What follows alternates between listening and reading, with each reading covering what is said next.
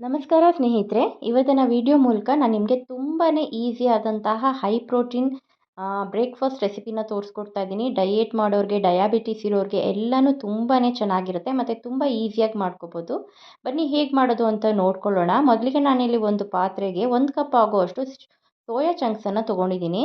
ಇದಕ್ಕೆ ನಾನು ಒಂದು 3 ಕಪ್ ಆಗುವಷ್ಟು ನೀರನ್ನು ಹಾಕ್ಕೊಳ್ತಾ ಇದ್ದೀನಿ. ಸೋಯಾ ಚಂಕ್ಸ್ ಎಲ್ಲ ಚೆನ್ನಾಗಿ ಮುಳುಗಬೇಕು, ಅಲ್ಲಿವರೆಗೂ ನೀರು ಹಾಕೋಬೇಕು. ಒಂದು 3 ಕಪ್ ಹಾಕ್ಕೊಂಡ್ರೆ ಸಾಕಾಗುತ್ತೆ. ಮತ್ತು ಒಂದು ಟೀ ಸ್ಪೂನ್ ಆಗುವಷ್ಟು ಉಪ್ಪನ್ನು ಹಾಕ್ಕೊಳ್ತಾ ಇದ್ದೀನಿ. ಮತ್ತು ಇದನ್ನು ಲಿಡ್ನ ಕ್ಲೋಸ್ ಮಾಡಿಬಿಟ್ಟು ಇದನ್ನು ಒಂದು 5 ನಿಮಿಷ ಬೇಯಿಸ್ಕೊತಾ ಇದ್ದೀನಿ. ನೋಡಿ, ಇವಾಗ ಚೆನ್ನಾಗಿದು ಬೆಂದಿದೆ, ಮೆತ್ತಗಾಗಿದೆ ನೋಡಿ. ಈಗ ಇದನ್ನು ನೀರನ್ನು ಸ್ಟ್ರೈನ್ ಮಾಡ್ಕೊಳ್ಬೇಕು. ಮೊದಲಿಗೆ ನಾನಿಲ್ಲಿ ಸ್ಟ್ರೈನರಲ್ಲಿ ಇದನ್ನು ಎಲ್ಲ ತೆಗೆದಿಟ್ಕೋತಾ ಇದ್ದೀನಿ. ತುಂಬಾ ಬಿಸಿ ಇದೆ. ಈಗ ಇದಕ್ಕೆ ನಾನು ಮುಟ್ಟಕ್ಕೆ ತುಂಬ ಬಿಸಿ ಇದೆ, ಹಾಗಾಗಿ ನಾನಿಲ್ಲಿ 1 ಗ್ಲಾಸ್ ಆಗುವಷ್ಟು ತಣ್ಣೀರನ್ನ ಹಾಕ್ಕೊಂಡು ಸ್ವಲ್ಪ ತಣ್ಣಗೆ ಮಾಡಿಕೊಂಡು ಇದನ್ನು ನಾನಿವಾಗ ನೀರನ್ನ ಚೆನ್ನಾಗಿ ಹಿಂಡಿಬಿಟ್ಟು ಮಿಕ್ಸಿ ಜಾರ್ಗೆ ಹಾಕ್ಕೊಳ್ತಾ ಇದ್ದೀನಿ.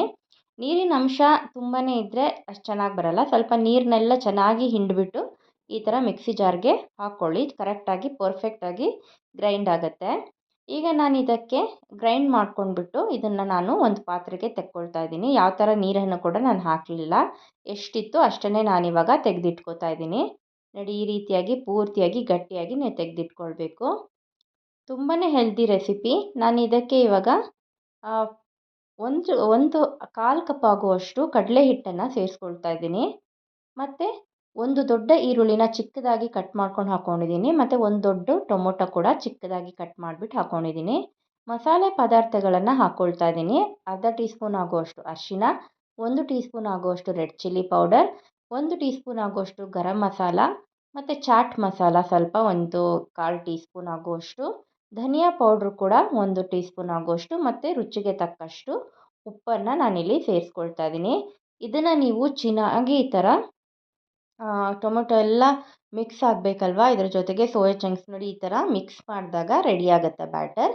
ಈಗ ನಾನಿಲ್ಲಿ ಪೇಪರನ್ನು ತೊಗೊಂಡಿದ್ದೀನಿ, ಬಟರ್ ಪೇಪರು, ಅಂಟೋದಿಲ್ಲ. ಹಾಗಾಗಿ ಎಣ್ಣೆನ ಚೆನ್ನಾಗಿ ಸವರ್ಕೊಂಡು ಇದರಲ್ಲಿ ತಟ್ಕೊಳ್ಳೋದ್ರಿಂದ ನಿಮಗೆ ತುಂಬಾ ಪರ್ಫೆಕ್ಟಾಗಿ ತೆಳುವಾಗಿ ಇದನ್ನು ರೆಡಿ ಮಾಡ್ಕೊಳ್ಬೋದು. ಕೇವಲ ಒಂದು 10 ನಿಮಿಷ ಇದ್ದರೆ ಸಾಕು, ನಿಮ್ಗೆ ಈ ರೆಸಿಪಿ ರೆಡಿ ಆಗಿಬಿಡುತ್ತೆ. ನೋಡಿ, ಈ ಥರ ಚೆನ್ನಾಗಿ ತಟ್ಕೋಬೇಕು. ಈಗ ತವಾ ಕೂಡ ಚೆನ್ನಾಗಿ ಬಿಸಿಯಾಗಿದೆ. ನಾನು ಇಲ್ಲಿ ತವಾ ಮೇಲೆ ಹಾಕ್ಕೊಂಡಿದ್ದೀನಿ. ನೋಡಿ, ಈ ಥರ ನೀವು ಬಟರ್ ಪೇಪರ್ನ ಈ ಥರ ಹಾಕಿದಾಗ ಈ ಥರ ನೀವು ಚೆನ್ನಾಗಿ ಅದು ಬಿಡಿಸ್ಕೊಂಡು ಯಾವುದೇ ಅಂಟಿಲ್ಲದೆ ಬಿಡಿಸ್ಕೊಂಡು ಬರುತ್ತೆ, ಪರ್ಫೆಕ್ಟಾಗಿ ಬರುತ್ತೆ. ಮತ್ತು ಎಷ್ಟು ತೆಳು ಬೇಕಂದ್ರೂ ನೀವು ಇದನ್ನು ಮಾಡ್ಕೊಳ್ಬೋದು. ಈಗ 2ರಿಂದ 3 ನಿಮಿಷ ಬಿಸಿಯಾಗಿದೆ ಇದು. ನೋಡಿ, ಬಹಳ ಬೇಗನೆ ಬೆಂದ್ಕೊಂಡ್ಬಿಡುತ್ತೆ. ಈಗ ರೆಡಿಯಾಗಿದೆ. ಈ ರೆಸಿಪಿ ಇಷ್ಟ ಆಗಿದೆ ಅಂದ್ಕೊತೀನಿ. ಇಷ್ಟ ಆಗಿದ್ದರೆ ಲೈಕ್ ಮಾಡಿ, ಶೇರ್ ಮಾಡಿ ಮತ್ತು ಸಬ್ಸ್ಕ್ರೈಬ್ ಮಾಡ್ಕೊಳ್ಳಿ. Thank you.